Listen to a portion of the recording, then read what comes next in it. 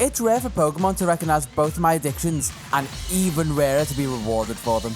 Number 1 is shiny Pokemon, and B is taking on pointless challenges in this children's game to make it harder because I'm too deep in to stop now. The reward I'm speaking of is shiny Meloetta, a Pokemon that's been locked away since its debut over 12 years ago. But on the 16th of October 2024, an exclusive method for this elusive shiny was announced for anyone who took on a task of completing Scarlet and Violet's Pokedex in Pokemon Home. The only other time this has happened is with the rare original form Megaena for anyone who collected every Pokemon from Gen 1 to Gen 8. So since I'd completed the Living Dex and collected Megaena already, I decided it was only right that I collect Meloetta as well.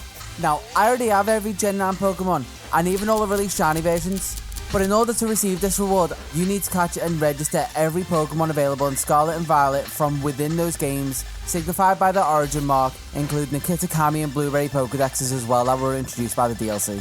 Just to note for anyone who wants to attempt this, Iron Leaves, Walk and Wake and Petra Run don't count towards Dex completion in Pokemon Home due to them being locked behind events. That makes things a little easier, but because I hate myself so you don't have to, I'm going to be doing this from scratch, starting a fresh save in both games and seeing how long it'll take me to finish what could technically be considered a shiny hunt with the minimum required Pokemon. Outlined in the mobile version of Home, giving a nice way to track your progress towards this prize. I didn't realise how much I'd underestimated this whole challenge. With all that said, it's finally time to start this hunt, beginning with a new playthrough of Pokemon Scarlet. Now, as anyone who's caught me live will tell you, I'm not a genius and I was working everything out as I went, which hopefully means that by the end of this, you'll at least have a better idea of how to do this efficiently than I did. And because I value your time more than my own, I'm also just going to be covering the highlights of my playthrough since we're far enough into Gen 9 that we all know what happens with the story at this point. Kicking this whole thing off, I'm forced to put on a hat that I immediately take off at the first chance I get. Then, it's time to pick the very first Pokemon of this whole challenge, which my chat overwhelmingly decided was going to be Fuecoco, affectionately called Cocoa Pops. Coming in immediately handy by taking out Nemona before I finally got the chance and took off my baby bonnet. Not being too upset after a loss, Nemona led us up to Pogo Path where she'd help me catch my second Pokemon of this challenge, Lechonk.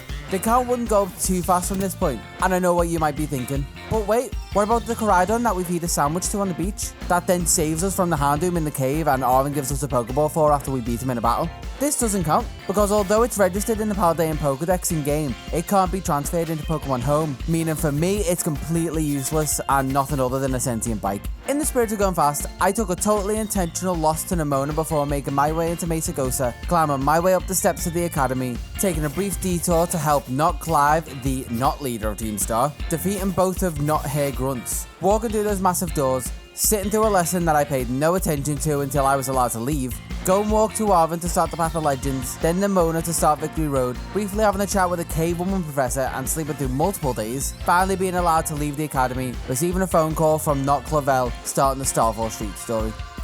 My reward for that was being taught how to ride my Dino bike, officially ending the tutorial section of the game after a whole 45 minutes. From here, I purely focused on finishing the base game before completing my Scarlet Living Dex. With this in mind, and because I'm a wannabe speedrunner, I went to catch Flamigo because that's what they do. I don't know the route or anything, and it actually ended up not helping any more than just soloing the game with Fuecoco, but it's still a third Pokemon towards that Meloetta total. Getting that out of the way, we're off to Cortondo to take on and claim the first badge of 18. Alright, time to lock in for the long haul I guess, cause it's not going to be as quick as I thought. Unlike how I thought the Olive Roll minigame was going to take longer than it did because of the PTSD I had from playing the Teal Mask DLC the first time. That is after the game crashed. All reliable Scarlet never fails to crash when you least expect it. A quick restart, and luckily enough for me, that autosave wasn't too far back, only putting me in the gym. Attempt to reload the minigame was a success, along with allowing me to pass the test and challenge Katie. Terrastalizing Flamigo and sweeping a whole team with Peck, Teddy Ursa did come scarily close to taking me out with Fury Swipes, but one more Peck did the job, and the first badge was mine. Heading east now, I wanted to take on the Titan Claw so I could get a new gear for my once Acro, now Mac Dog. I forgot to heal Flamigo after the last gym battle, but somehow I wasn't punished, double kicking the crab until it got the munchies, powering itself up, but not enough because I did the exact same thing, putting it onto its back and letting me and Arvin enter its cave to feed my Quadra bike some performance enhancing herbs, giving me my second badge and the ability to sprint while I'm riding across Paldea. Running down the road to the Artisan Gym, I registered for the Sunflora Hide and Seek, Found 10 of them hidden throughout the town, passing another trial and allowing me to take on Brassius for the grass badge. And to take that badge off his hands, all I had to do was Terra Flamigo once again and spam Peck all the way to victory. Now with as many badges as I have Pokemon, I devised a plan to speed things up by taking a detour. Stay with me, this will make sense, you just gotta trust the process. Since you have access to the Teal Mask DLC from the moment you finish the tutorial, I flew back to the academy to talk to Briar and go for a mid-term break with some random students to Kitakami. Leaving them almost straight away to get my steps in, even bullying the locals with my flamingo on the way to the community centre so I could go get my head down after a very productive day. The next morning I was introduced to the girl I beat up yesterday and brought more shame to their family by doing the exact same to her little brother. I'm sure he's not running away because of that, it's probably just something else. This is also the point where I realised I could access the Blueberry Academy as well, but we're saving that one for later. For now, we're going to embrace the tourist vibes and visit a couple signposts, learn some lore about the region that led me up the mountain and to a secluded cave. The place seemed to be abandoned though, so to make the most of it, we had a quick battle, with the outcome surprising no one except for when Fuecoco evolved into Crocodile. Not adding another Pokemon to the total since this is a living dex, but it'll come in handy during this playthrough for sure. As the sun was setting, I walked the incompetent child home, only to get roped into visiting the festival that was going on. Getting changed once again into my cultural appropriation costume, it was time for me to visit the festival and the whole reason I came to Kitakami this early. You see, at this point you can visit the Ogre House and stand, and after clearing your first outing, you're rewarded with the XP charm. Meaning I have to worry less about being underleveled during my playthrough. Less. This wasn't a foolproof plan, but we'll get to that when it's a bit more relevant. Logging that away, I'm still stuck in Kitakami until I encounter the ousted ogre, stealing its eponymous mask, and sleeping all of that off until I can fly back to Paldea in the morning to finish my badge quest.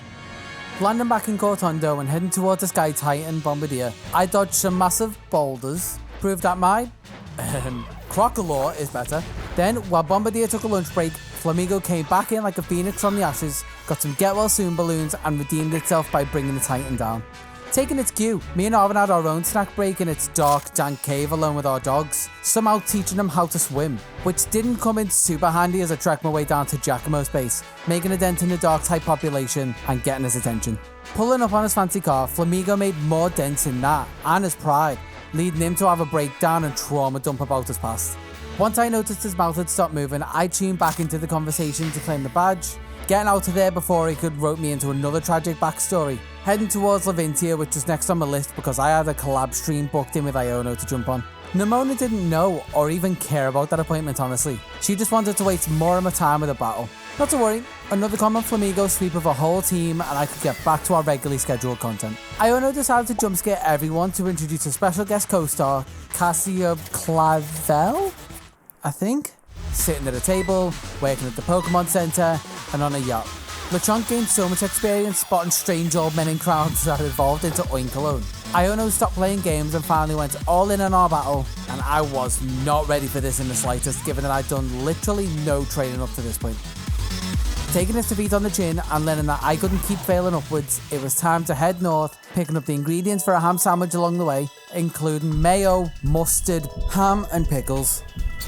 Recipe all prepped and snow on the ground, the chanted population was in for a spot of mass depopulation by my hand. But their sacrifice, if you can call it that, wouldn't be in vain. Crocodile evolved into Skeledirge, gaining the name Kogo Pops that was given to her about 5 hours ago. And with a pump on after our very brief bit of training, we rocked up to Iono with one single goal in mind. Completely destroying their team with my buffed up fighting Flamingo. Electric badge finally in hand, Mello was next in my sights, giving Kogo Pops the opportunity to prove its fire superiority. Mello was feeling a bit inferior for a second. So, in an effort to redeem myself, I went and found the biggest snake I could, gave it a quick whack before it got tired and needed a little rest before we jumped back in for round 2. Once it finished chowing down, Arvin didn't want to miss out on the fun, so he joined us, eventually bringing out the worm, chopping it down to size, with Arvin being a gentleman leading me into the endless black abyss. A bit more endless than I remember. Oh, it crashed again, didn't it? Pay no attention to be able to do that all again. It's a perfectly optimised game, no glitches to speak of at all. Back on track now, we had a post-battle talk about our feelings, then remembered we were men and we're not supposed to do that, so instead we just ate our feelings, accidentally teaching my dog how to jump higher.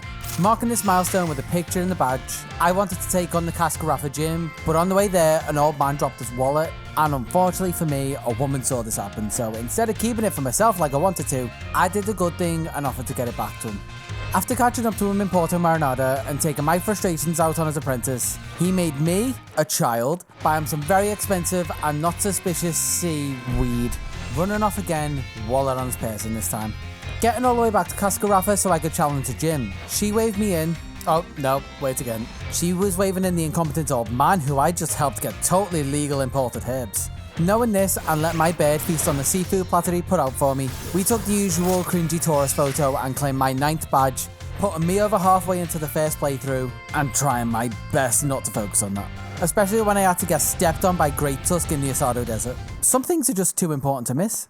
Although Flamigo wasn't a fan of this as much as I was, boobing it on its snoot and teaching it a lesson, that worked out, forcing it to use Dig to burrow all the way back to its hidden stash of munchies. There was no holding Arvin back once he got a whiff of this, being completely useless as always, getting his newly caught Scoville knocked out in the exact same way that I'd do to Great Tusk right afterwards, and one nerve and black screen later, it cracked.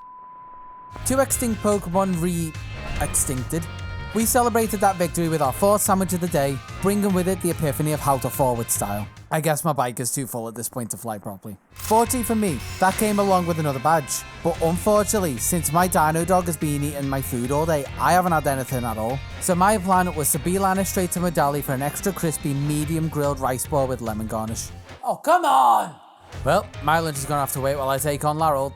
It was a close one, and by close one, I mean he almost managed to knock out one of my Pokemon. Almost being the optimal word. But in better news, as a reward from a victory, we exchanged pleasantries and a badge over a plate of rice balls. Nimona showed up for a second. No one cared, she lost, we move.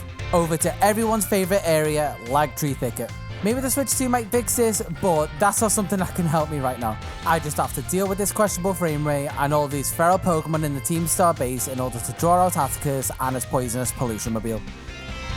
This is where my faith in Flamigo being able to carry me all the way to the end was starting to come into question. Having been knocked out by the second Rev Room and forced me to swap into Cocoa Pops, the new MVP of this run, it took a noxious talk like it was nothing, spamming Torchong all the way through to the finish line. Earning his respect and his badge, Jacques was ready to meet me at the next gym in Montenevera to offer me a lucky egg, the last piece of the puzzle to hopefully make it so that I never have to worry about leveling.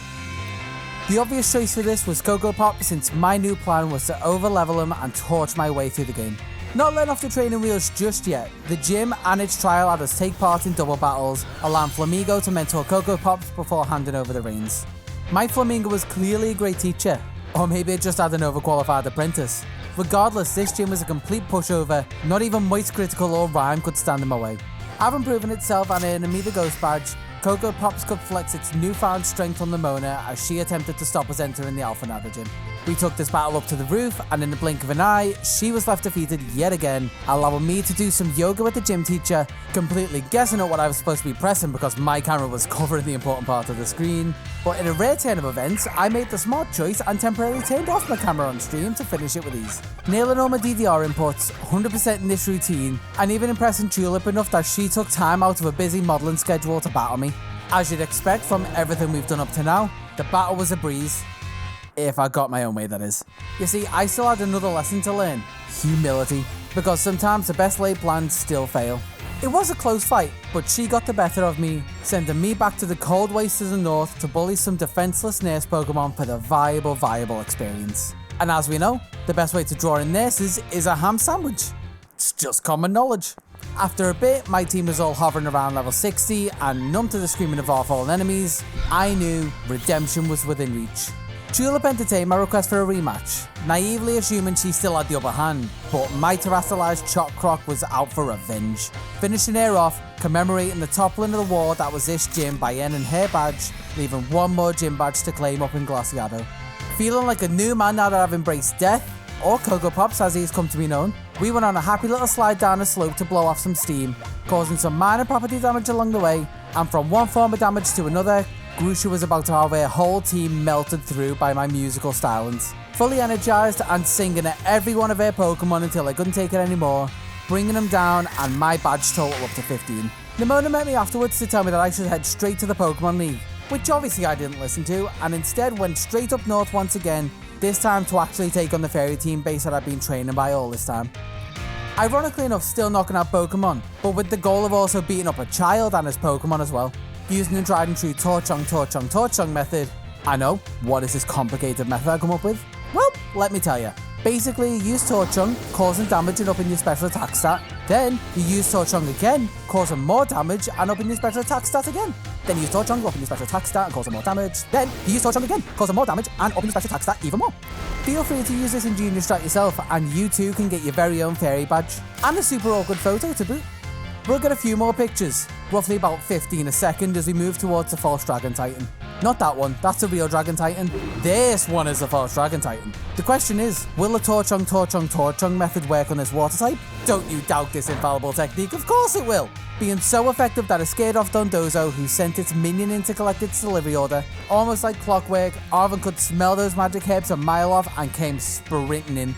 It nommed down on its edible friend, blew up, and fainted, leaving Tatsugiri to fend for itself. It used self-destruct, fainted, and we had one last session together that brought great food and an even greater lesson of how to climb walls. Rightfully enemy the dragon badge and even one last badge to collect, but I didn't realise that at the time. Instead, flying back down south to the Pogo Path Lighthouse so Arven could show me a secret lab that revealed his tragic backstory that I was totally paying attention to, which drove him to a life consumed by herbs. Anyway, his mum said something and then we had to go out to fight for some reason. No one knows why, it's a secret to everyone, but what's not a secret is the fact that the Torchung method might not be as invincible as I made it out to be. Being the bigger person in this one-sided conversation, I'm just gonna come out and admit that. It did work on Greedon, but then Garganical ruined my whole setup.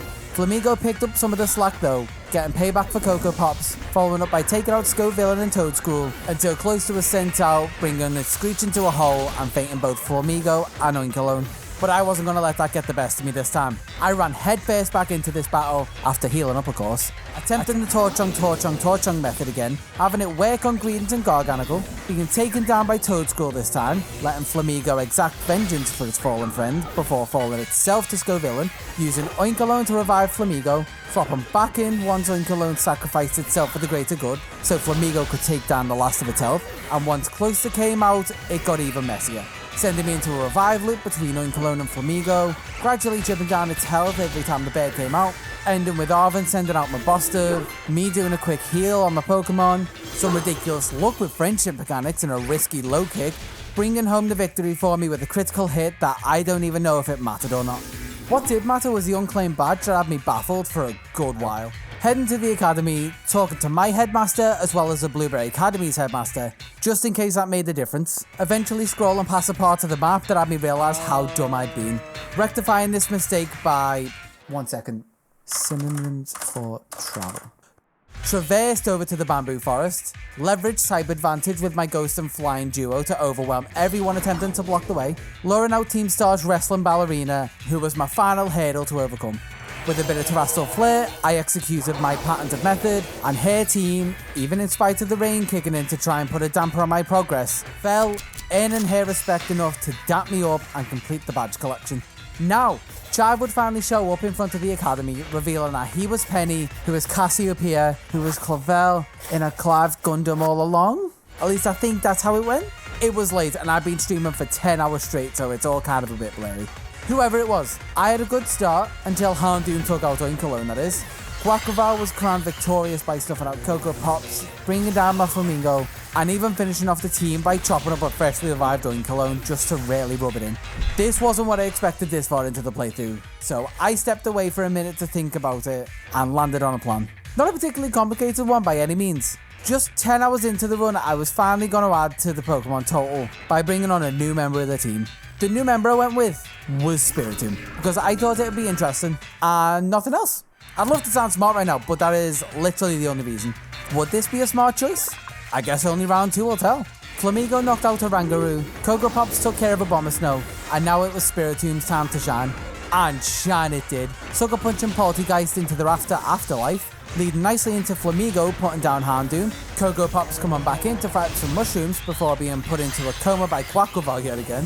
Oinkologne made an appearance, setting the stage for Flamigo to finish up the show and letting me move on to the real boss of the storyline, Penny, who wasn't the headmaster or an old man it seems, showing a clear lack of experience, allowing me to take care of her Umbreon, Jolteon, Flareon, Vaporeon, Leafeon and Sylveon with ease. Giving her closure on something, leaving only a single path before I had full access to the region, which I had to keep reminding myself was the whole reason I was doing this. After being grilled about things that I did probably about 11 hours ago, the door to the Elite Four was opened up to me, and Reek would let me into the room and lay the groundwork as my first opponent. Giving me a sign of what was to come by sending in all their Pokemon to the demise at the hands of my team, Poppy, Larold and Hassel would follow suit, forcing Gita to acknowledge that my 11 hours of training qualified me for the final stage of the champion assessment. For someone who was supposed to be the champion of champions, she really kinda dropped the ball here, with Flamigo temporarily reclaiming its title as the MVP by landing a close combat on the Glimmer and Glamora to bring home the victory. And with one last battle with Nimona, Victory Road was also complete, sending us on the way home. Nothing too much to cover here. Koraidon had performance anxiety, hiding away in its Pokeball as we walked down to the bottom of the crater, spotting a few Pokemon that I'd be catching later, fighting our way through them to clear a path into the hidden lab, meeting the last surviving version of Professor Sada and Hairpet Alpha, got my games mixed up, Apex Koraidon. She called it back into its Master Ball. We went even deeper, entering the Kaleidoscope Chamber and deactivating the Time Machine. The chamber became a Gundam, flexing her rare, once extinct Pokemon on me. Successfully, I'd like to say. But round 2 wouldn't go the same. Cocoa Pops took out Slitherwing and Brute Bonnet. Oinkologne did the same against Sandy Shocks, Flamigo covered Screamtail, Fluttermane warped my team for a little bit as I heel scummed my way past it. Roaring Moon gave me similar issues, but in the lesson that capitalism always succeeds, all of the healing items I bought helped me beat this one as well. Leaving only the auto-scroller before the credits, Koraidon. Exploiting the loophole in their system, I sent out their Koraidon against them, waited until the game told me I could terrestrialize and finally wrap up this playthrough. Casting AI Sada off into the void and calling this run at 13 hours. That was a solid day's work and also where I called it as well. Jumping back in for day 2, I was handed over a Master Ball, signifying the start of my catching journey. I sold everything I collected throughout the story and bought myself all the quick balls I could stuff into my pockets, and there was still a little prep to do before getting into full swing. Since to get multiple starters easily, Ditto was going to be crucial to breed extras. I even made a ham sandwich, which has come in surprisingly handy multiple times, to increase the odds of finding a normal type pink blob. Or a blue one. No, not quite that lucky. The trick to this is if you're playing through from scratch, all you have to do is zoom in on a Pokemon that you've already encountered, and if it has 3 question marks for a name, there you go, that's your Ditto. Or if you've already seen it, then obviously it'll say Ditto instead. Once you've found that, you catch it, store it away for later, and appreciate that it's taken 14 hours to catch 5 Pokemon. It's time to change that, I think. First things first, I need to breed Cocoa Pops. And this has taken a while, so I decided to use my experience from getting every Gen 9 shiny and buy an egg power meal from Lavintia to speed up the process. Not by much, but enough. Now that my wait was over and I had a couple lava eggs in my party, pay no attention to my boxes, this is a completely optimal playthrough, they'd hatch at some point while I had my balls in hand, ready for the gargantuan task of collecting all 400 Pokemon from the Paldean Living Dex. Or at least as many as I can get before starting Violet. Mind empty and no plan to speak of, there was only one place I thought to go. Flying into Poco Path to loop back to where it all began, Hoppip would start the avalanche of catches that I had planned for today. This included another Lechonk, a Hoppip to evolve later, a couple Tarantula.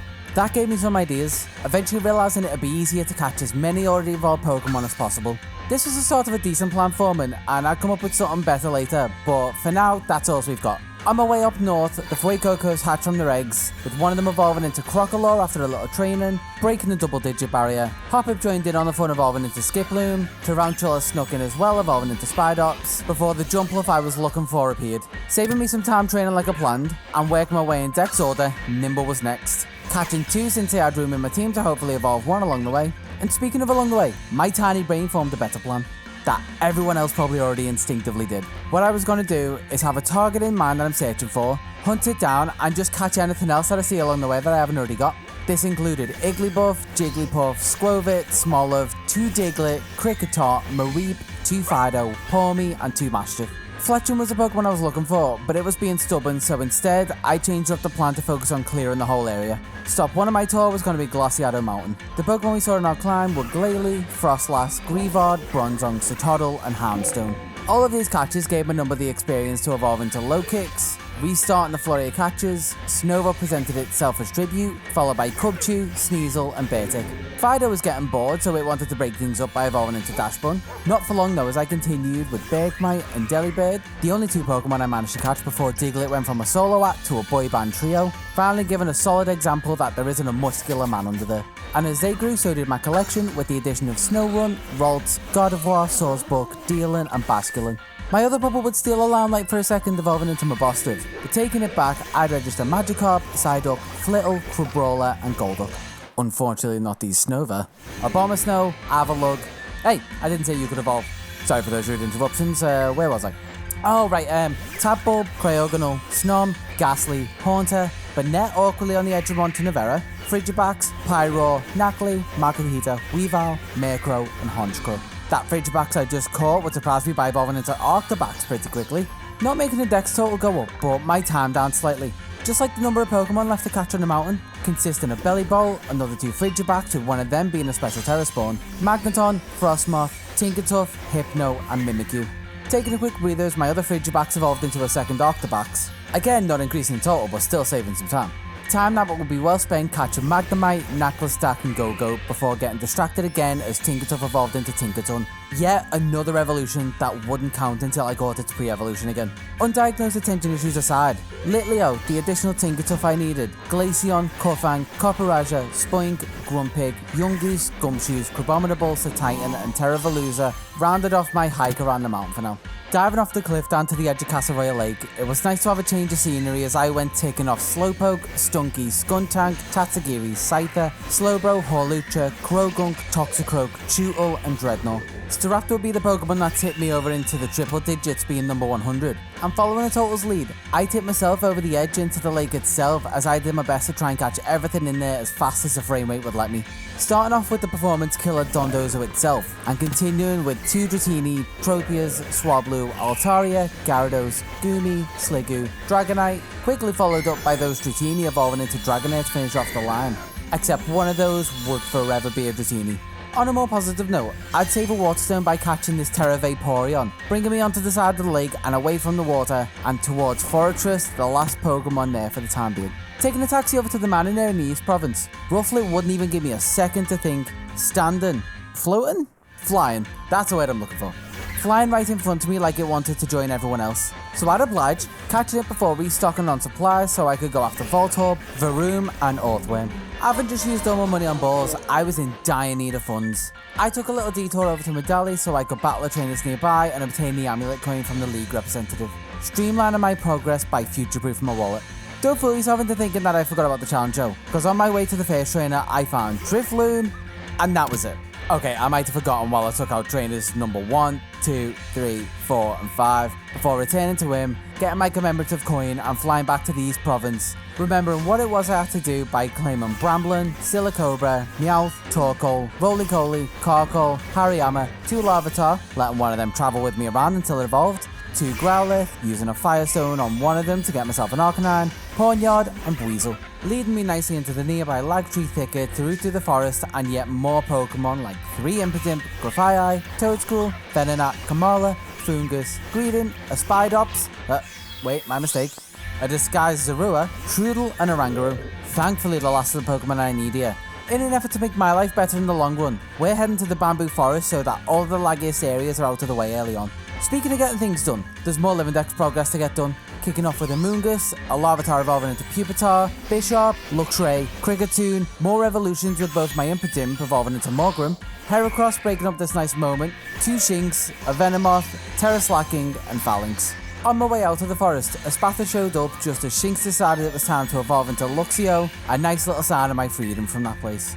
Exploring the grassy plains surrounding the forest, the night brought forth Lycanroc, Teddiursa, Ursaring, Indeedee, Scovillain, Mudbray, Floette, Wigglytuff, Arctobax finally evolved into Baxcalibur, Hormo, a couple Axew, Fracture, Ampharos, Flareon, Fracture evolved into Haxorus, adding nothing to the total. That is until an Axew evolved into Fracture straight afterwards, completing the line. Haldane Wooper, Clodsire, obligatory mention that he is in fact the best boy, Chansey, and the last Morgrim evolving into Grimmsnarl. Brambleguard Fold didn't save me some time and steps that could be better used walking to the Soccer Trail, where I'd get Sudowoodo, Leafeon, Terraserina, Fomantis, Lurantis, Raichu, Toedscruel, narrowly stopping Cocoa Pops from going towards the light, coming back to me on this challenge by helping me bring Zoroark out of hiding. Unexpected but nice. We also found not much. Actually, nothing. My area-specific plan was beginning to fall apart, so while I formulated a new plan, I just kind of aimlessly wandered around catching anything I didn't already have. Pokemon like Marill, Azumarill, Kilowattrel, Girafarig, Fluffy, Dunsparce, Cyclizar, Haldane Tauros, Phanpy, Donphan, Persian, Driftblit, maybe the next one, Shroomish, Primeape, Driftblit, nope, that one's a Ditto, Dedenne, Staravia, Fletchinder, Electrode, Bombardier, Pachirisu, and Pikachu. Pushing me into the 200s, and at this point I still had no concrete plan, but I did realise I was accidentally catching everything surrounding Medali, so I stuck with that for the time being, collecting a pair of Tandemaus, Eevee, Vigoroth, Numel, Capsakid, and Rockruff. An idea was slowly forming in my head, and that idea was to focus on filling gaps in my decks. I know, revolutionary, a truly original thought, taking anything and everything off new along the way. Basically what I was doing already, but with a sprinkle of what I started doing. Pineco was next, which showed up pretty much straight up. God damn it, Zorua. Okay, that does mean there must be one round here somewhere. There it is, up in the tree. Knocking it down and off my list. My next target was more of a location and specific Pokemon, because I might have some attention issues, and also I realised I hadn't been to any beaches and I rarely needed it at this point. Landing at the one south of Levincia, Wiggly popped up, swiftly followed by two Marini, a couple Sandygast, with one of the Pokeballs landed on its child. A move that the Tandemaus whose family just grew into a nice little mousehold wouldn't be too happy with. And lastly, Wattrel. Still failing upwards by enslaving everything in sight, my beach break was over and the lack of direction took charge once again. Rookity wouldn't be the first to try and set me on a smarter path, and so did Corvisquire, Bronzor, Shuppet, Oricorio, Squawkabilly, Skiddo, Stantler, Surskit, Seviper, its rival Zangoose, Barboach, Mankey, Azurill, two Houndour, Arrokuda, and Wingull, all failing at that exact same task. Refilling my pockets yet again with more balls before finally diving into the mists of Area Zero. Throwing all my hard-earned supplies at Slitherwing, Meditite, Medicham, Screamtail. Ooh, Houndour evolved into Houndy. Corviknight restarted the streak, rolling on with Farigiraf, Espeon, Sandyshocks, Talonflame, whose name fits more with the Paradox Pokemon now that I'm looking at them side by side than normal Pokemon. Something I've just never really thought of. Braviary brought my wandering mind back in focus, making my way further down the crater, finding Breed Bonnet, Masquerain, Floatzel, Gibble, Gabite. Why does this Pokemon specifically give me grief every time? Finally.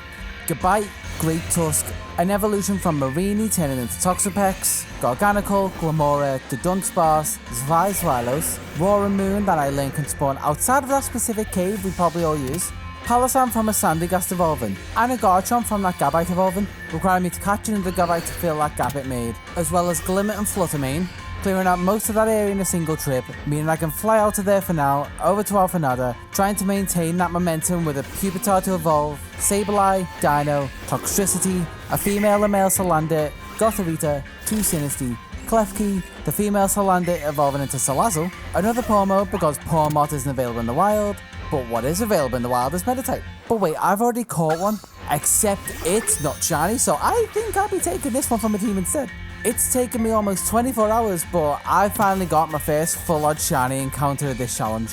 And in only a single battle, that evolved into a shiny Medicham, with Gothorita following it up, evolving into Gothitelle, creating another gap in my living dex that another Gothorita would need to fill, with some new additions alongside it in the form of Tynamo, Electric, Vivian, Pinkirchen, Terra Sylveon, Gothorita evolved into wait. That was a close one. Terra Umbreon, Terra Jolteon, Gothorita, what did I say? Sorry, sometimes you have to be strict with kids when they start acting up. Back to it, Flabebe began this next wave, which also included Florges, Bugtrio, Gastrodon, Alomomola, Skrelp, Cloyster, Petalil, Lilligant, Vespiquen, Combee, Sunflora, a pair of Finizen, Quillfish, Shelder, Pelipper, Dragalge, a comfy Pupitar on its little floaty, which somehow held up a whole Tyranitar when it evolved. This poor beach for loser wasn't quite as lucky, and made me take a step back to reassess why I was doing this whole thing. Because I'm addicted, and that is not a problem I want to solve right now. The problem I want to solve was my lack of planning, which was in front of me this whole time. All I need to do was pick a target, use my dex order as a guide, Like that Fletchling that I was gonna go for at the start, that somehow I still haven't found yet, and fill any other empty spaces along the way. You know, that thing I said I was gonna do earlier, but I completely forgot about.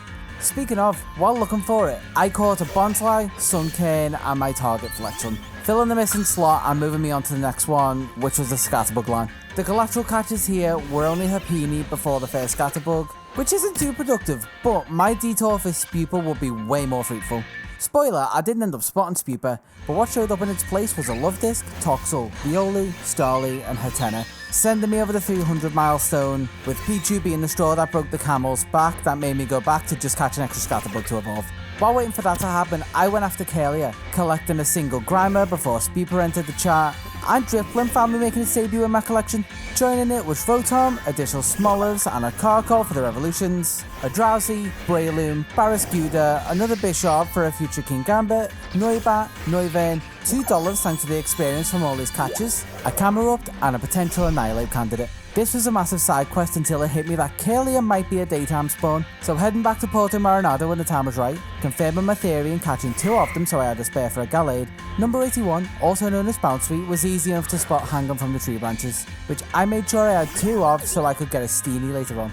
If I'm being honest, and I think you'll agree, doing this on stream for nearly 13 hours can get a little monotonous. So in an effort to change things up, get some money and do a little training at the same time, I went and fought Katie for the second time at the Bug Gym, who was pretty much a pushover, but did help Carkol evolve into Colossal as a bonus reward. Feeling slightly refreshed, still tired but more motivated than before, I brought this renewed energy into the hunt for 2 Charcadets. Having caught enough of these in the past that I knew exactly where the static spawns were off the top of my head, giving me a quick win during my second wind. Covering my bases to avoid any potential headaches, I forcibly borrowed some fragments from the closest bronzer I could think of, traded 10 of them in for a set of auspicious armour in return, wasting no time, my little buddy got an early birthday present, gifting me with an armour rouge from my decks as a thank you. In terms of Pokemon available in the base game, and Scarlet specifically, it was really thinning out this far in, so when I tried hunting down a Whiscash that I ended up finding a Barboach to evolve instead, Hatena was the only extra Pokemon that I also caught to evolve later. Goodra was another Pokemon that could have been awkward to obtain, so I decided just to catch a second Sliggoo and simply bide my time until it was raining so that I could level it up and have it evolve. But that's a few catches with no movement on that total, which Bounce Sweet seemed to notice, popping out to say hi and evolving to Steenie, adding one to the counter and giving me a slight nudge to power through. Looping back to claim another Grimer, god damn it Ditto, Grimer to evolve into Muck, I could finally catch something that would immediately take its place in my living decks, and that spot I had in mind was for Magdazone. It floats around the ridges above the Pokemon League, and after an interesting encounter, things were picking up, adding not only this, but also Dolph claimed its spot when they evolved into Arboliver. Gothita's spot was still vacant though, so that was a clear next choice, finding this little baby roaming around in front of Zappapico without supervision. Pivoting over to focus on evolutions for a second, there's a cracked pot back in the Soccerat Trail that can be used on my counterfeit Sinistea to evolve it into a phony Poltergeist. Somehow Clawford's a blind spot I had, so obviously once I noticed it, it had to be corrected. And thankfully once you notice a giant aggressive crab, it's kinda hard to miss. In the same theme of blind spots, how about a whole desert? Which, genuine question, at what point do you stop considering it to be a blind spot and you are actually just blind? Because just for reference, somehow I managed to miss Cacturne, Cacnea, Stonjourner, Larvesta, a couple Relo, Hippopotas, Hippowdon, and 3 Sandile. Back to evolutions again. There was a Dawnstone stashed away in some ruins that I threw a Kalia to evolve it into a very angry Gallade. Remember the Mudstail that showed up before? That got away as well, so I'm gonna have to find a replacement. And this one will do. Saving one of the best Pokemon for last, I had to dive back into Area Zero for Volcarona, appearing in all its glory, ready to be the crown of my collection and inspiring Hatena to evolve into Hattrem. And what's the opposite of a crater, no one asked? That's right, a mountain. The location of Reverum, god damn it! Now I have to find another one. The game is out to waste my time, but it's not going to stop me finding it and moving on to the next ones, those being Shellos, a couple Finneon and Bruxish, bringing me up to the halfway mark of this whole challenge and the last of my energy, clocking off for day 2 so I could rest up. All refreshed after a much needed rest, it was time to finish up Scarlet's base Pokedex. Starting off with the Electric, a second one I'd need so I could evolve it into Electros with a Thunderstone, and a Finneon which evolved into Luminion, leaving only some cleanup and evolutions for the final part of the deck before I could move on to the DLCs. Getting some of the more tedious evolutions out the way first, I walked 1,000 steps with Pormo, picking up items like I've been doing this whole playthrough, catching a Blissey and evolving Grimer into Muck, Svarlos into Hydreigon, remembering I needed the third Hatena, evolving it into my second Hatchrim and then my only Hatterene, stumbling into Lucario and mistaking an Applin for a snack. Surely it must be able to evolve now. Nope, just these two Sandile into Crocorock, and as I got more steps in, one of those evolved into Crocodile, meaning I'm still being kinda productive. Walking over to the desert to catch another Silicobra and back up north again, finally getting its internal pedometer over 1,000 so it would grow into Pawmot. Time to do that all again for Relo.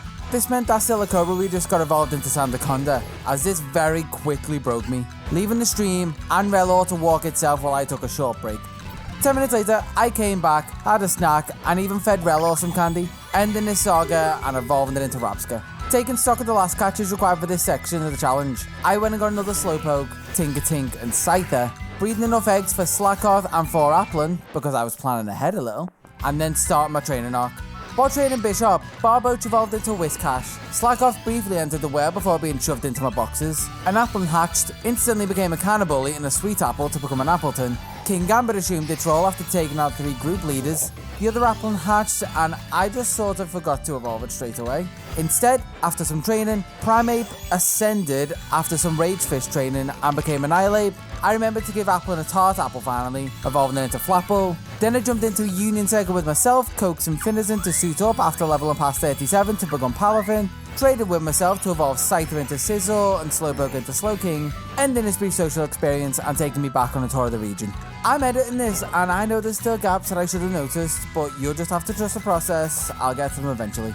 In the meantime, Sliggoo was placed on my team just in case it started raining and I began pulling stakes out of the ground to unseal a ruinous Pokemon.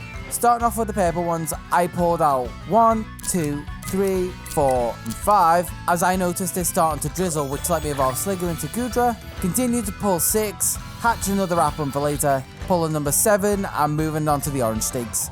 I know, just bear with, it'll sort itself out.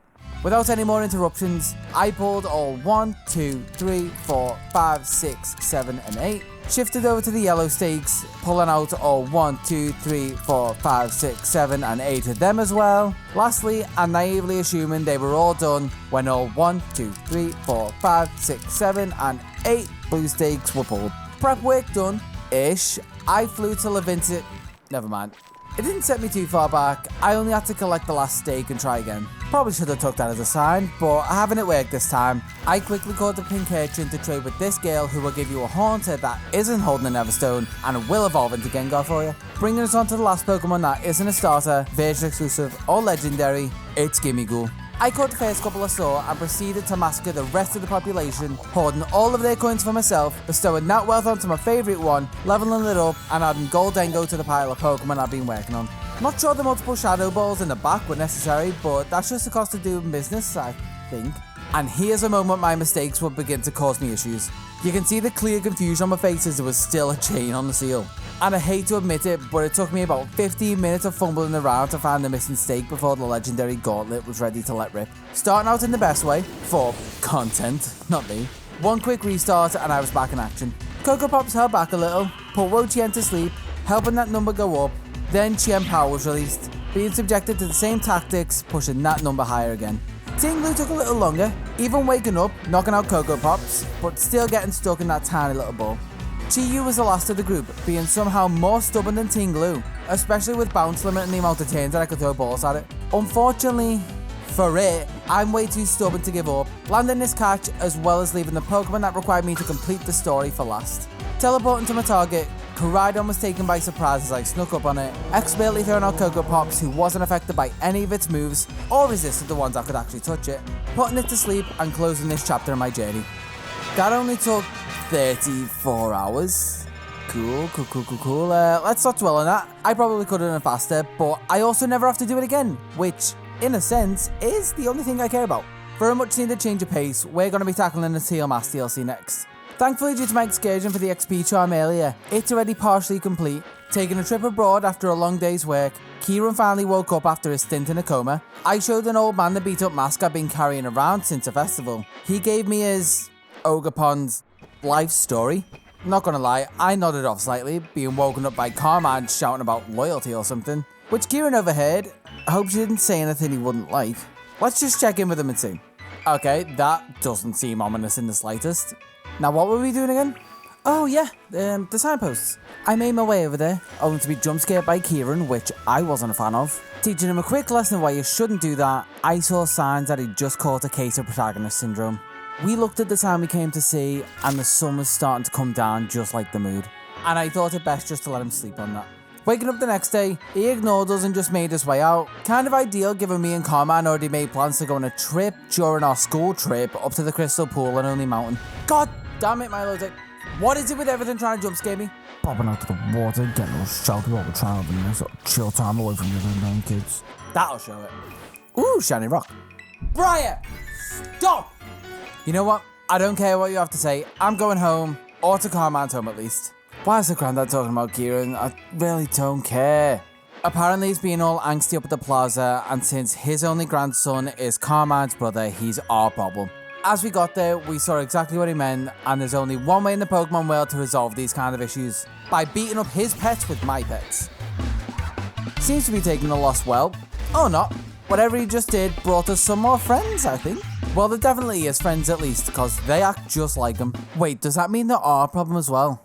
Maybe so. Guess we'll go make sure they're not causing too much of a nuisance. Carmine doesn't seem to agree, asking me to follow her up to the Ogre's Den, and her intuition was right since they were all busy bullying Ogerpon as we arrived. Perpetuating a cycle of abuse, we bully back, scaring him off by knocking over the friend, and Ogerpon was grateful for the assistance. Even more so once we returned the mask that it lost days ago. Carmine proposed that we also return the mask those three stole as well. Going along with this plan for purely selfish reasons because I wanted to catch it as well as them. We marked all the locations on our maps, and I began following Pheasantipity through a cave, bringing it down to size and collecting badge 19. Sorry, old habits die hard. The first mask. Monkey Dory fell victim again, dropping the second mask on its way out, aggravating Okidogi to come out for its revenge, only to run away with its tail between its legs, leaving behind the final mask, putting Ogerpon over the moon now that it had all of them back together, helping our little buddy get home, but it had other ideas in mind. Overhearing about my challenge, it wanted to beat all the Pokemon that I collected so far. Kieran wasn't too happy with this, launching into another pointless battle with me before being brought to his knees and evolving his protagonist syndrome to a budding god complex. Getting back to the important things, Ogerpon put on its fire-type cosplay and terrestrialized to test my worthiness. Breaking mask after mask after mask after mask that we only just got back for it. Throwing a Pokeball and registering the first Pokemon in my Kitakami pokedex, me and Carmine headed down the mountain, briefly stopping in the plaza since she also had other ideas. Specifically, a battle with Ogerpon. She probably felt left out with everything else that just went on. Proving that losing runs in the family, Carmine was at least a bit more gracious in a defeat than a little brother. Speaking of, I'm glad I won't have to deal with him again.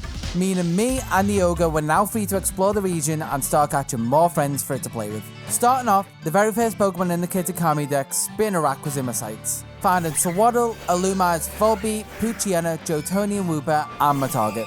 Moving on to Yammer in the rice fields, there was a Corphish waiting for me nearby as I shifted over to daytime and it came out of hiding. Having already picked up a Swaddle earlier, I reached into the depths of my memories and remembered the spot that a static Levani spawned, so that's where we're headed. Running into Cutiefly, Yamega Material, Bellsprout, Ekans, Sentret, Grubbin, Mienfoo, Chargerbug, and that Levani I mentioned. Climbing higher on my list, and the mountain, Vulpix is up, bringing me a Vikavolt, eventually. There we go. I'll always love this design. Mightyena and Vulpix. A shorter trip than I was expecting, having barely made it up the first hill, I kept going to try and find my next Firestone recipient. Adding on to this search, I found Geodude, Graveler, my Yamega finally assumed its form, attracting the Vulpix I was looking for that immediately became a mythical fox. Shifting types to its counter, Poliwag will be my next challenger, and as expected, more joined our grown group. Those new members were Chingling, Munchlax, Lotad, I really like Lotad, Rabombi, Swadloon, Chimecho, sending me over the 400 total before Poliwag showed up. Knowing I needed at least 3 more for the line since it has a branched evolution, Poliwhirl seemed like the next logical decision. And you know what happens now? Pound through the night, there was Hoothoot, Timber, Ariados,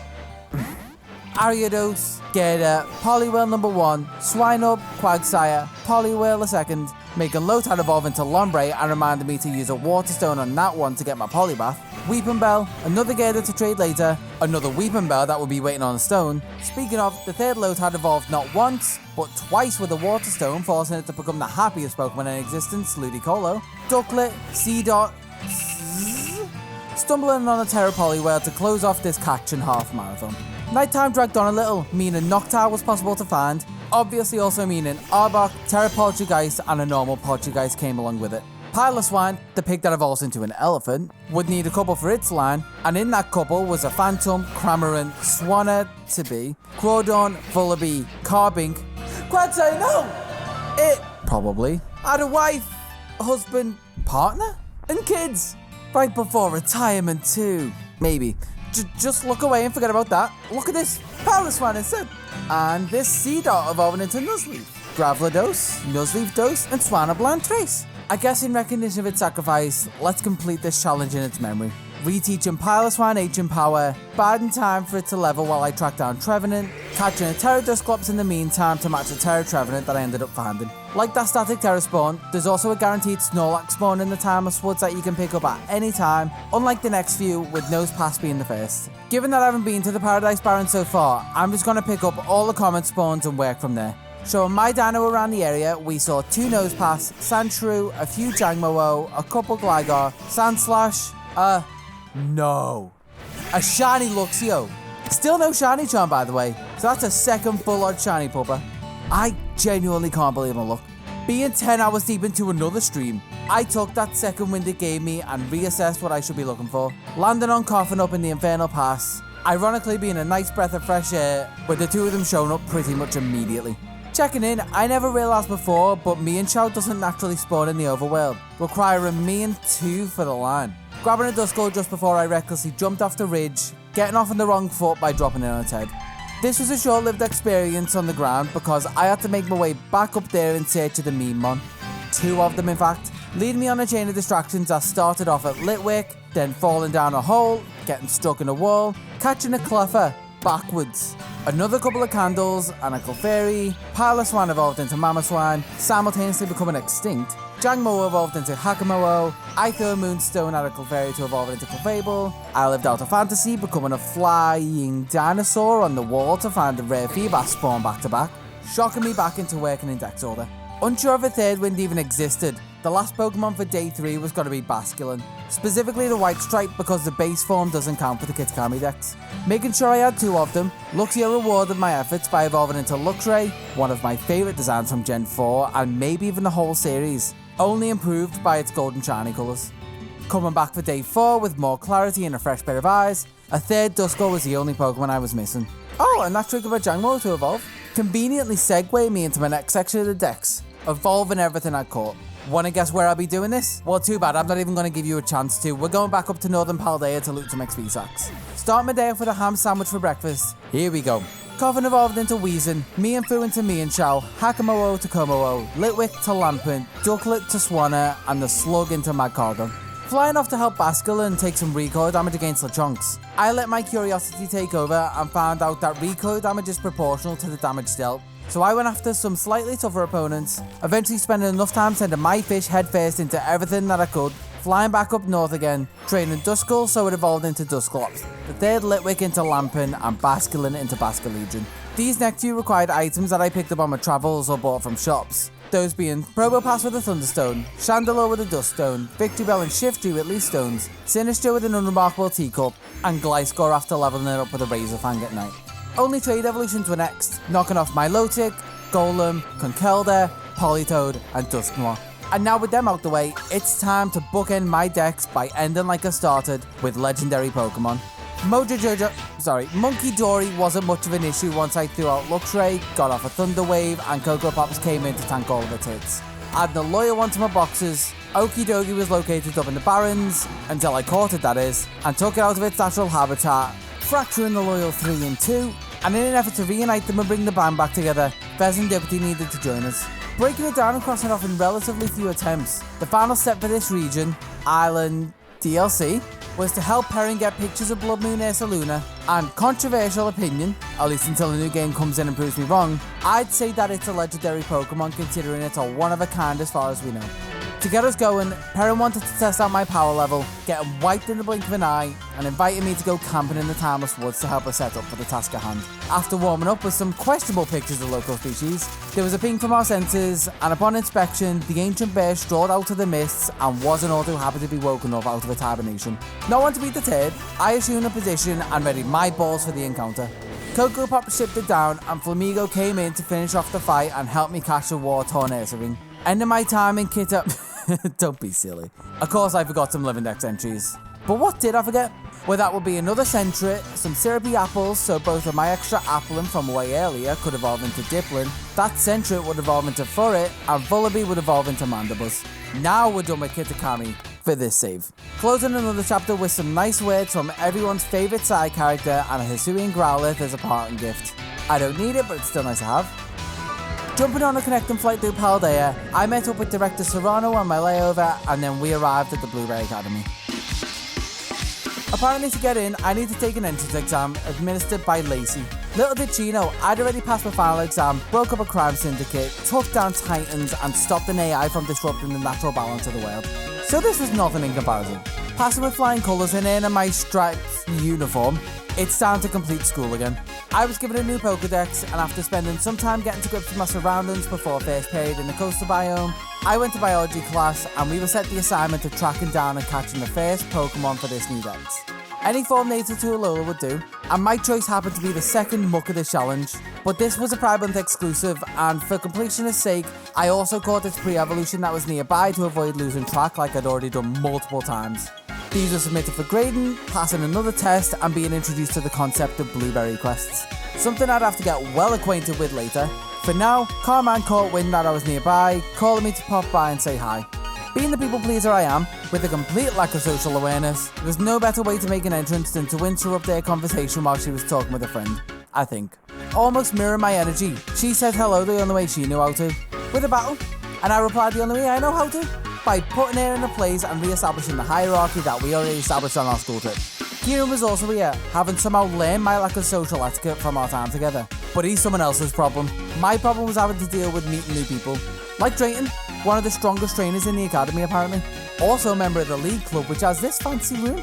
It's in this room where the computer to upgrade the terrarium we were just in is located. Keeping this in mind for later, I was getting hungry, though it's a shame no one round here cares. Especially Kieran, intruding on our dinner date to act like his work friends are any more than that. Proving it by voting to allow me to participate as a transfer student in their little competition, officially signing up, marking the Elite Four locations on my map, and bringing on my training montage. Who am I kidding? In the theme of learning, I did as Basque Legion did, running headfirst into any obstacles until it worked out for me. The first of these would be Drayton's trial, mainly because I knew he had a weird obsession with me and I wouldn't have to pay the entrance fee. His Dragon trial wouldn't be as simple, unfortunately.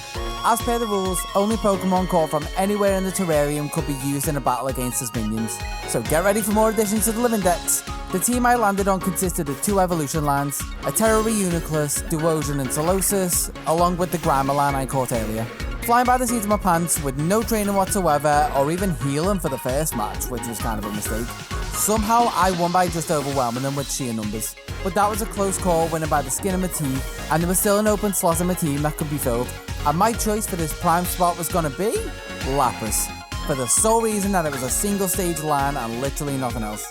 Round 2 will prove if this was a dumb decision or not. With both of her Pokemon falling without taking any of mine, I'd say that's some solid evidence that points towards yes. Round 3 went about the same, only losing Lapras to a Thunderbolt but still locking in the victory, finishing the trial and letting me switch back to my original team before facing Drayton himself.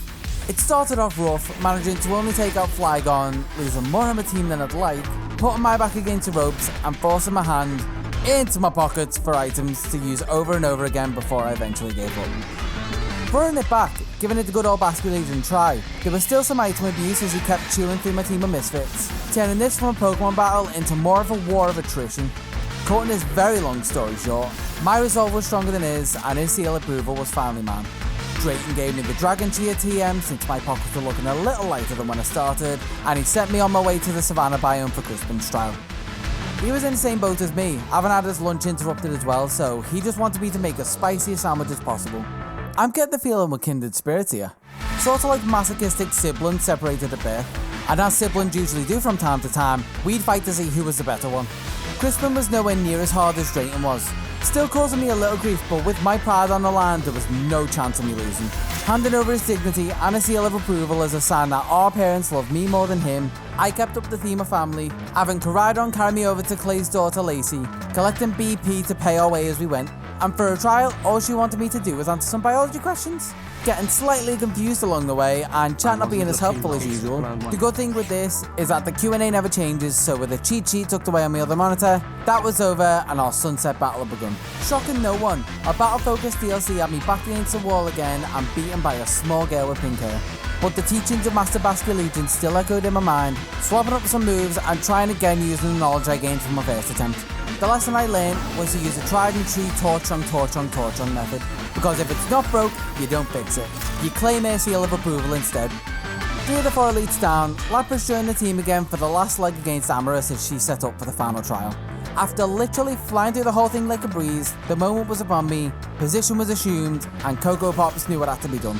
Endure through some earthquakes and spam Torch Song until it was so pumped that even the terrestrialized meta, well, he put in most of the work, leaving the dregs for the rest of the team to clean up. Destroying their reputation but leaving their seal of approval intact. In classic Pokemon style, once you've beaten the Elite Four, it doesn't end there. Kieran, the apparent champion of this little pond, was standing in my way.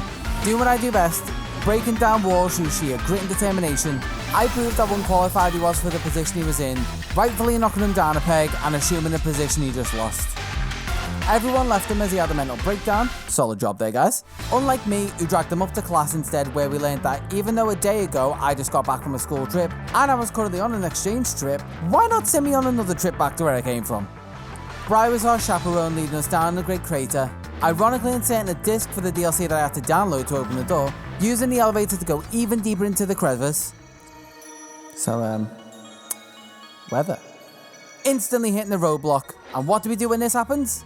Throw ourselves at the nearest target, hope for the best, and never get punished for making rash decisions. Repeating this process not once, not twice, but thrice, so that we could dive deeper into the depths of Area Zero, where the single Pokemon I've been working towards over the last 47 hours was sleeping.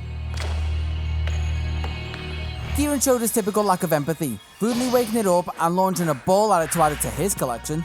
You may have learned too well from me. I'm actually a little proud. Annoyed, but proud. Not even that could make him any better at battling though. If anything, even with its new form, it made him worse, completely forgetting about the concept of terrestrialization. But once I reminded him of it, he gave it a go and it went through extreme puberty, outgrowing its Master Ball it was caught in, because they can catch anything, but that's kind of where the description ends, and being the second Pokemon to escape one this playthrough. Recognizing this, I knew it was my chance to catch it instead, and it's just one Pokemon, it can't be that hard, right? Okay, this might be a wall that hit my head against wouldn't work, and I wasn't the only one who noticed. What made this almost impossible was the fact that this is the only fight in the whole game that I'm aware of, which has infinite PP, something that they fixed all the way back in Gen 2 just to make fights fair. Though I said it was almost impossible, I just had to do something monumental to win, using the brain inside my head instead of just a skull to find a solution to the puzzle. And that solution for me was in my face, or bag, the whole time.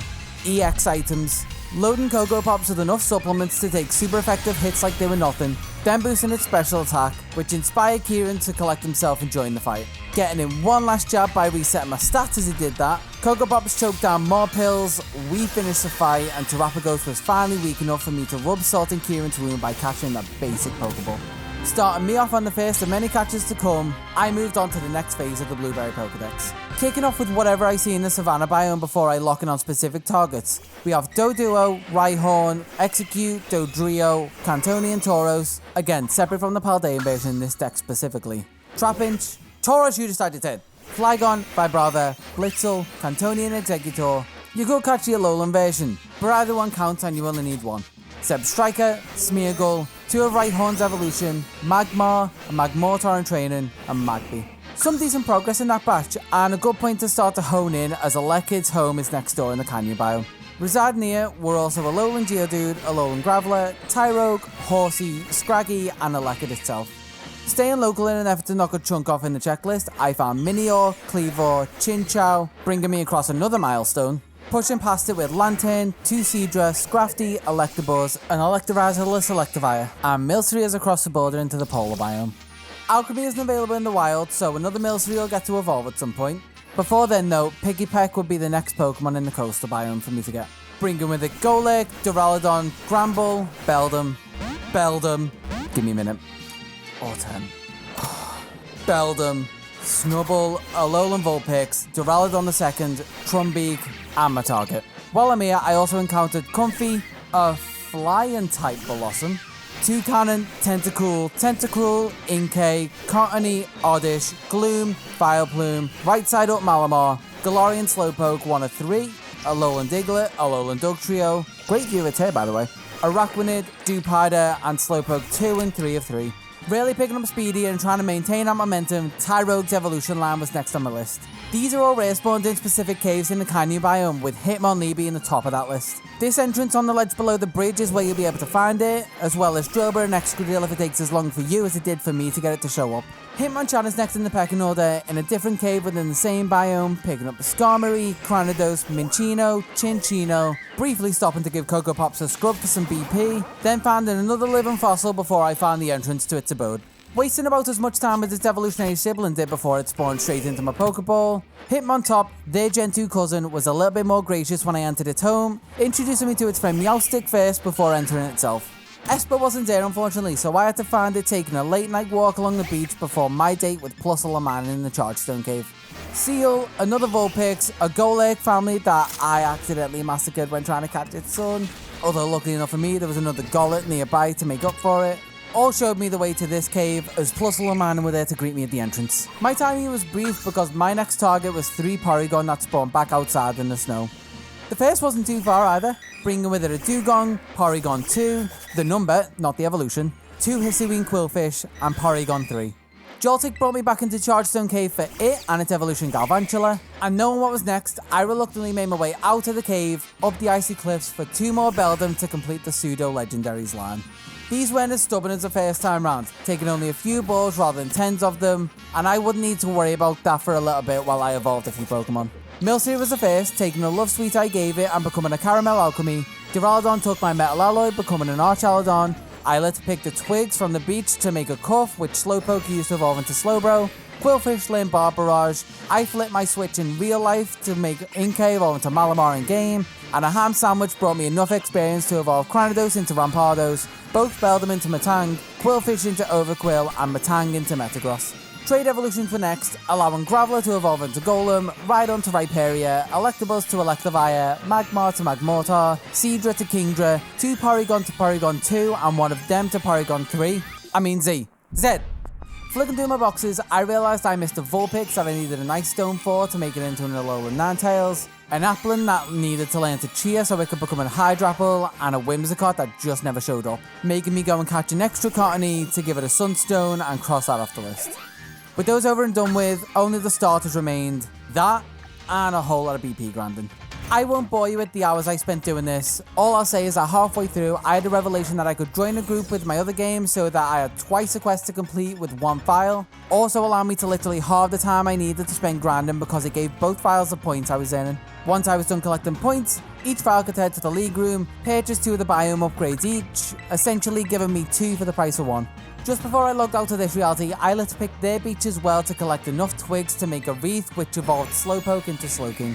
For the starters that were available on the Violet Saver used, I went round and found 1 of each starter with that character, making sure not to encounter it until I met up with it myself and ran into it with my Scarlet save instead. I did this exact method for Charmander, Snivy, Totodile, Fennekin, Rowlet, in a Master Ball. I accidentally pulled a Kieran. Anywho, only a Sobble was left in the Savannah biome. Then in the Canyon biome, there was a Tepig, Squirtle, Trico, Turtwig, and Litten. Now for the biomes my main file unlocked. The Polar biome contained Piplup, Oshawott, Cyndaquil, Chimchar, Scorbunny, and Torchic. I almost lost my mind searching for Chespin in Chargestone Cave. Turns out it's impossible because it only spawns when you have the Canyon biome upgraded, which I do, just not on this file. I didn't realise this just yet, instead opting to give up for now and collect the coastal biome starters such as Grookey, Chikorita, Bulbasaur, Popplio, Froakie, and Mudkip.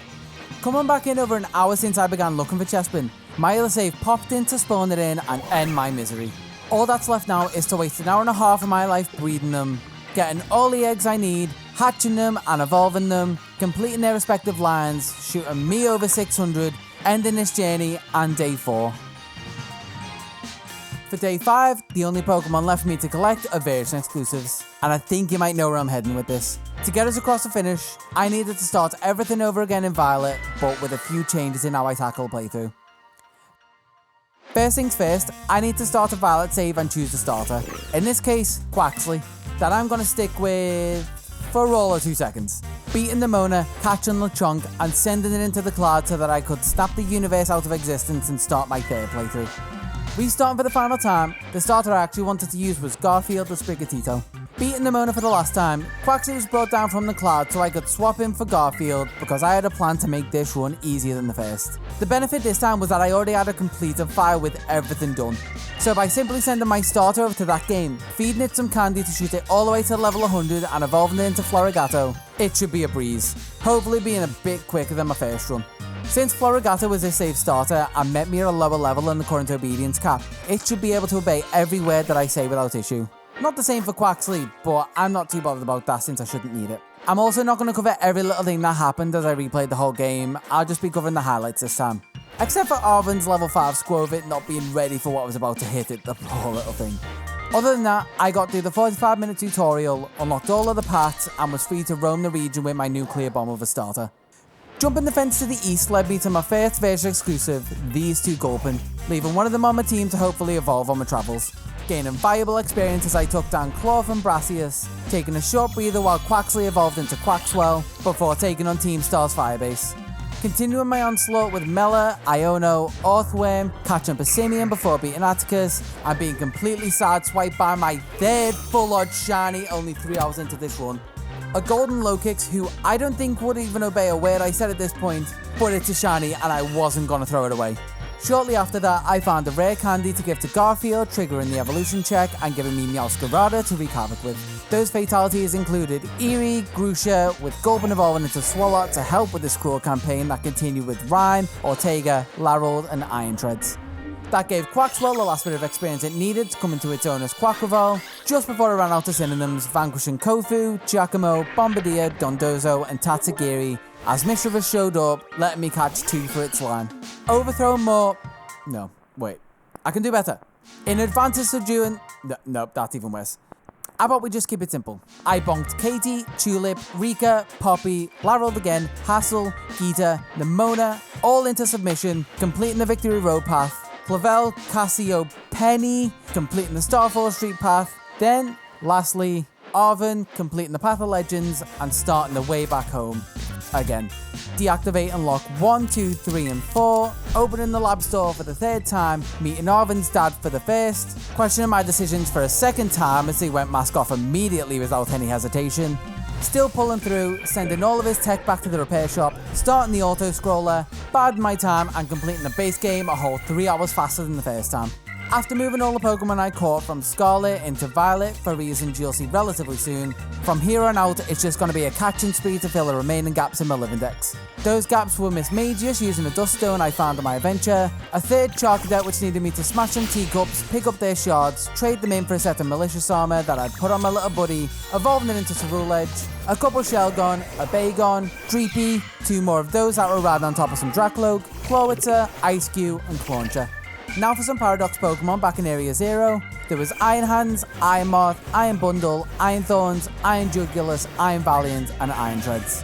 Flying out of there for some fresh air and to beat some Blissey, evolving Shelgon to Salamence and Dracloak to Dragapult. Dipping back into the depths for the Escape Miraidon, being humbled for the first time in a little while, eventually claiming it and rewarding myself with a trip abroad to Kitakami where there happens to be a few more version exclusives. I introduced myself to the locals again as I remembered that I only had Quaquaval and Meowscarada for the line.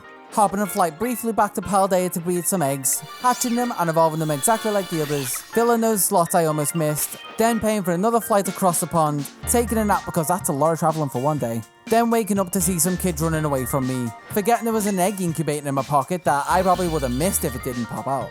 Formalities out the way, I was free once again to explore the land around me, picking up more Peko and 2 Apom as souvenirs, evolving one of them into Ambipom on my way back to the Naranja Academy, to see Director Serrano and be dragged to Blueberry Academy, which, fun fact, you can get here before the first badge if you really wanted to.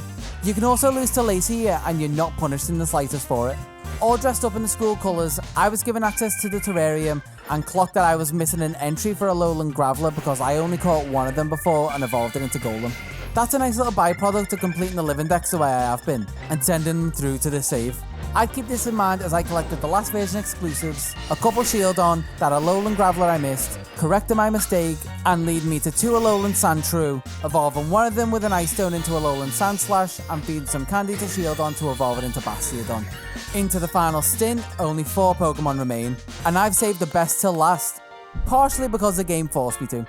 That's because you have to pretty much complete the Kitakami dex, talk to Perrin, complete her side quest to hunt down and catch Ursaluna, see her off, meet back up with her in Blueberry Academy, do the same here, show her the fruits of your labour so she'll show you pictures of the last Pokemon we need to catch. I did this a second time so I was all set up on both files and it was all guns blazing from here. Dashing off to see which one I'd run into first. Drawing from my vague memories of doing this when the DLCs originally released, Iron Boulder happened to be my first encounter. It was also a super poor matchup for me, getting completely wiped on the first attempt. Looking for a better time, I got directions from chat that led me to Iron Crown, but this was still a pain to catch. Ripping through ball after ball after ball, teasing me multiple times with what might as well have been a lesson teaching chat how to count. I'm currently at 1, 2, 3 balls, so why not? 1, 2, 3. Oh, if that would have went in on 1, 2, 3. Even timer balls weren't working after all these turns that went by. 1. No. When your luck is this bad, you'll resort to literally anything to change it. Anything else? Any other Pokeballs I can try and use? Premier Ball? Do we try a random Premier Ball? Random Premier Ball. Why not? 1, 2, 3.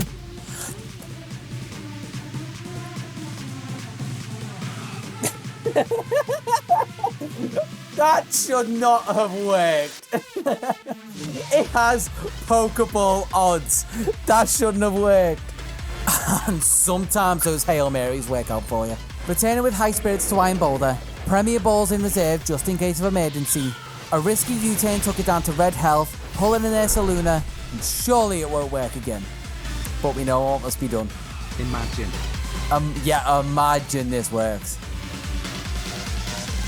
No, okay, we're back to normal balls. Well, they do say lightning doesn't strike twice. And Ursaluna was clearly the best choice since, well, I think I put it best in the moment. Also, should I just be healing Ursaluna?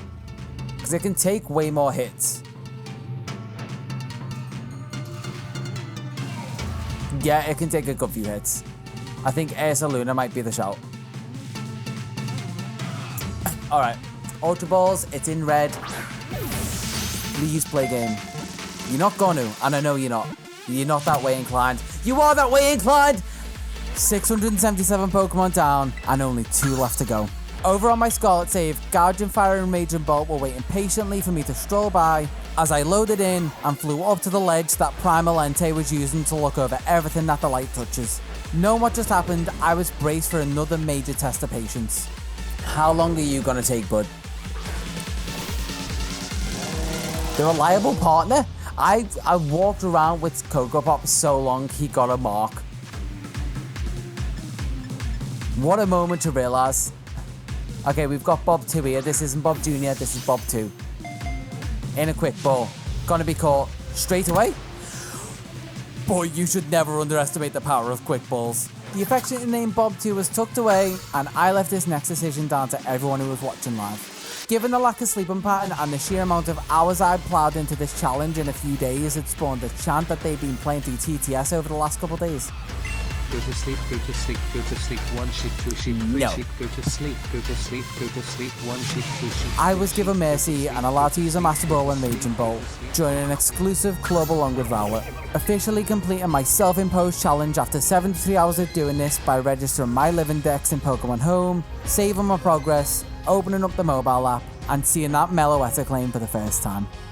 Those 3 are complete. Brilliant! We're one step closer to fulfilling my dream of creating a grand pokedex.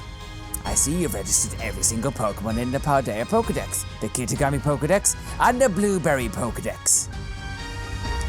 You are most certainly the right one to entrust with this monumental task. Absolutely brilliant. I hope you keep up the fantastic work. And this is it. We have a gift. I'm gonna press it. Check your gifts in the home mystery gifts. Mystery gifts. Gift box. You scroll to the bottom. Game Pokedex completion. Shiny Meloetta. You completed the Paneye Pokedex, the Kitakami Pokedex, and the Blueberry Pokedex. Here's a special Meloetta as a gift. Claim. Oh. And now we scroll through. Let's go on most recent editions. Newest 30. Meloetta officially there. Tiny as ever, and we're done. Thank you, everyone, for dealing with me for streaming for so many hours. I'm gonna go get some sleep. I couldn't have put it better myself. Kinda because I already did.